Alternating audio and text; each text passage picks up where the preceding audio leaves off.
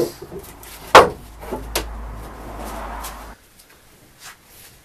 you can probably tell, I've been to the timber yard this morning and I bought a load of 2-inch thick hard maple and some 2-inch American black walnut.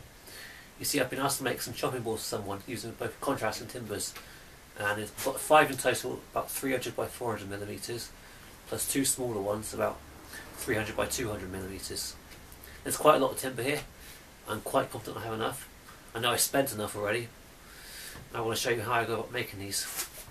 Now, usually when I go to visit a timber yard, I will take a finished cutting sheet with me. In this case, I've done it a bit differently because of the design of these boards. They are basically M-grain blocks facing upwards. So what I've done instead, I've looked at gluing up a series of rows this way. When I was looking through these boards at the yard, I found they came in lengths around 9 or 10 feet in length, and the widths vary from as much as 6 inches to closer to 10 inches on the bottom ones here. Now, they were kind enough to cut these boards down for me so I can get them in the back of my van. But now I'm going to cut them down even further so I can work with them a bit more easily.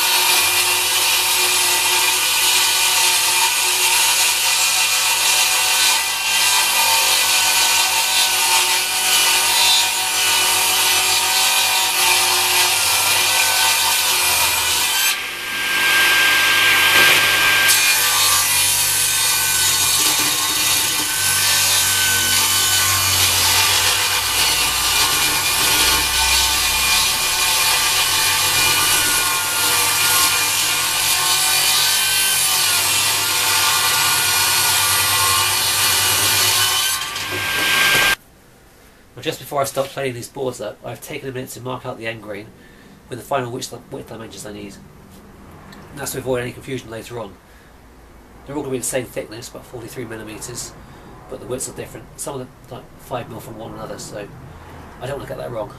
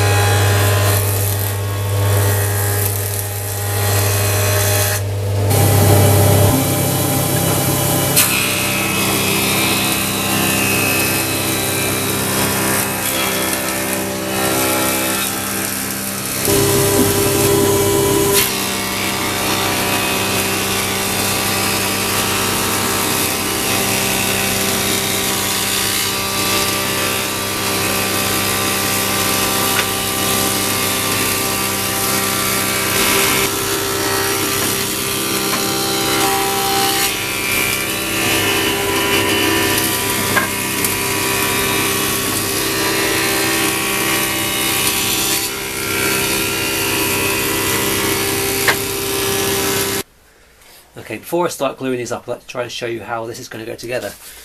I did try and explain it earlier, I'm not sure if it made an awful lot of sense. Hopefully now I can make this a bit clearer, because we look here, in the bottom row here, it's just 5 balls of walnut, and that would create me the top and the bottom pieces of each board. The next layer, this one here, with 2 wider bits and 2 narrow bits of maple, created by this one here. And then there's a third one, there's 3 equally sized maple in the middle, and that's the top one here. So the important thing to watch out for is I want to get these borders down the edge here, just there, parallel. And I don't know if you can see it here, there's a slight gap there. I want to try and plane some of this maple down a little bit, maybe a millimetre, just to get that so it's nice and neat down the edge there. It's not going to be easy and it still might go wrong, but I want to get it as close as I can, to be honest.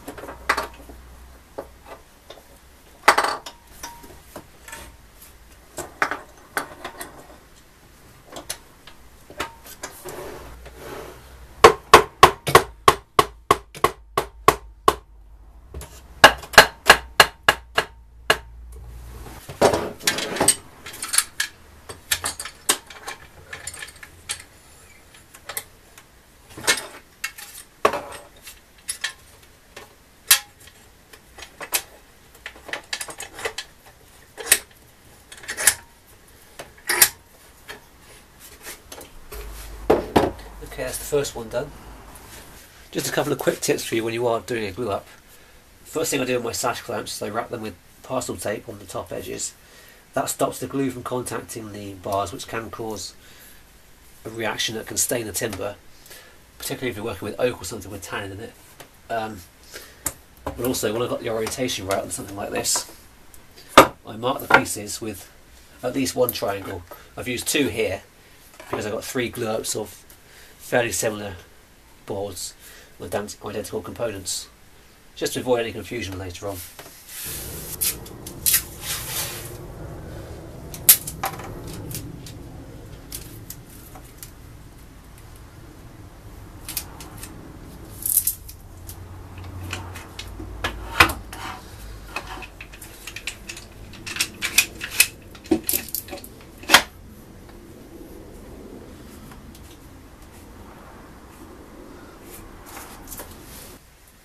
With the first 3 glue ups now complete, it feels to be a good time to end part 1. What you've seen already is probably what you've come to expect from this sort of project, so in part 2 I'm aiming to show you a bit more about how I'm going to finish these.